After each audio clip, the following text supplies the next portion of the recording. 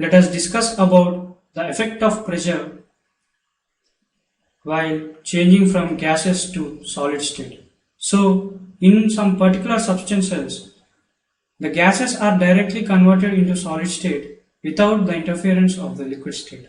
So, this process is called as sublimation. So, in some substances like solid carbon dioxide or ammonium chloride, the process of sublimation is observed. So, in that, we observe that solids are directly converted into gaseous state or gases are directly converted into solid state without the interference of liquid state. So, that process is called as sublimation. So, here, if the pressure of gases is increased highly and at a particular state or at a particular condition where at a particular high pressure the gas is directly changing its state from its gaseous state to solid state. So here sublimation is occurring due to the effect of pressure.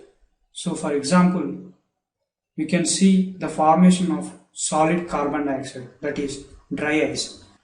If we take the gaseous carbon dioxide and if we increase the pressure by decreasing its temperature, we observe the formation of solid carbon dioxide, that is dry ice. So by increasing the pressure of the gaseous carbon dioxide, the molecules come closer and closer and they form the solid carbon dioxide.